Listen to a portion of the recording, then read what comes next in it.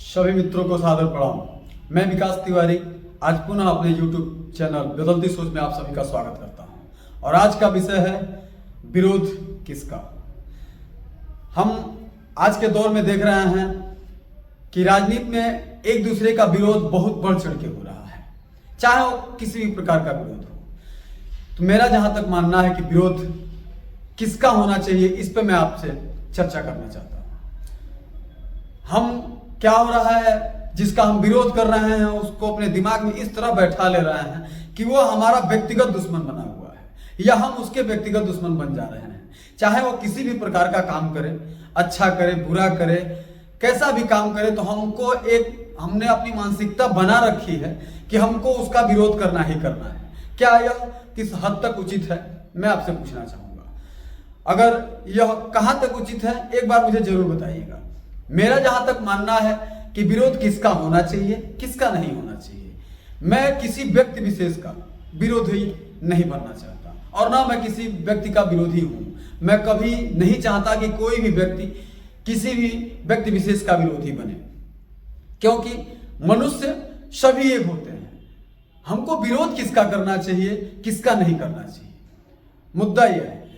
विरोध हमारे दृष्टिकोण से व्यक्ति विशेष का नहीं करना चाहिए, और विरोध करना है तो विचारधारा का विरोध करना चाहिए, चाहे वो कोई भी हो। अगर उसकी विचारधारा मेरी विचारधारा से मैच नहीं करती है, हमारी विचारधारा उसकी विचारधारा से नहीं मिलती है, हमको अपने विचारधारा से लगता है कि उसकी विचारधारा गंदी है, गलत है, तो हमको उसकी विचारधारा का विरोध करना चाहिए, न कि उस व्यक्ति विशेष का विरोध करना चाहिए। व्यक्ति विशेष का विरोधी हमको नहीं बनना चाहिए, उसका दुश्मन नहीं बनना चाहिए। और आज के दृष्टिकोण में किसी कारणवश हमने आपका बात नहीं समझा, आपकी विचारधारा हमारी विचारधारा से नहीं मिली, हम आपके पूर्ण रूप से विरोधी हो जाते हैं। आप किसी भी कार्य को, अच्छे भी कार्य को कराते हैं तो हमको लगता है कि आप हमारे विरोधी हैं, आपका अच्छा कार्य भी हमारे लिए गलत है, तो हम आपका उस कार्य का भी विरोध करने लगते हैं।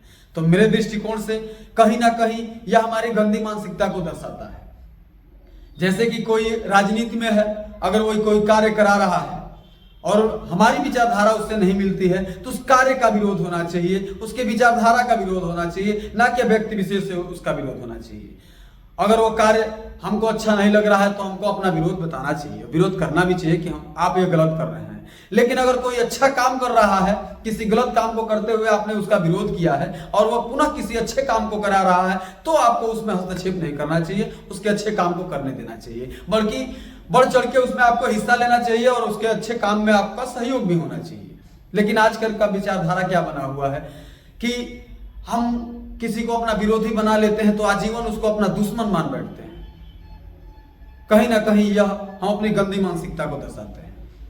तो भाइयों, मैं अपनी बात आप लोग के समक्ष रख रहा हूं कि यह मानसिकता कहीं ना कहीं गलत है। किसी को अपना व्यक्तिगत दुश्मन न बनाए, विचारधारा का विरोध होना चाहिए। विचारधारा अपनी भी आप किसी के समक्ष रखें, उसकी भी विचारधारा को आप देखें। अगर आपकी विचारधारा उससे मैच नहीं करती है तो उसके विचारधारा का विरोध करें, उसका विरोध नहीं करें। तमाम देखने को मिल रहा है। और आज के युवा वर्ग तो स्वयं शिक्षित हैं और खुद सोचने योग्य हैं, तो इन बातों को सोचना चाहिए ताकि हम किसी को अपना व्यक्तिगत दुश्मन बनाने की इच्छा ही न रखें। हम अगर विरोध करते हैं तो किसी कार्य का विरोध करें, किसी व्यक्ति के विशेष का विरोध न करें, सबसे मिलजुल कर रहें, सबसे एक प्यार का संदेश भेजें, सबको एक प्यार भरा पैगाम उनके साथ रहे। कहीं मिले तो ये न लगे कि उनसे नजर चुराने की इच्छा बने, उनसे नजर मिलाने की इच्छा न बने। किसी मोड़ पर अगर उनका सहयोग की आवश्यकता हो तो आप इस कदर उनको दुश्मन न बना बैठे कि उनसे सहयोग मांगने की अपेक्षा आप भूल चुके हों। तो कहीं ना कहीं इस बात को हमको और आपको समझने की आवश्यकता है, और किसी भी व्यक्ति विशेष का विरोधी बनने की कहीं आपको इच्छा रखने की जरूरत नहीं है। व्यक्ति विशेष का विरोधी बनने की कहीं जरूरत नहीं है। हाँ, रह गई बात विरोध की, तो आप विरोध करें, विचारधारा का विरोध करें, गलत कामों का विरोध करें, गलत कामों का बहिष्कार करें, समाज में अपनी बढ़ चढ़ के हिस्सेदारी लें, अपने आप को साबित करें, लेकिन किसी व्यक्ति विशेष का विरोधी न बने। इन्हीं चंद बातों के साथ अपने वाणी को विराम देता हूं। अगर मेरी बातें आपको अच्छी लगी हो तो मेरे चैनल को सब्सक्राइब करें, लाइक करें और अपना विचार मुझे, अपना सुझाव मुझे अवश्य दें। जय श्री राम।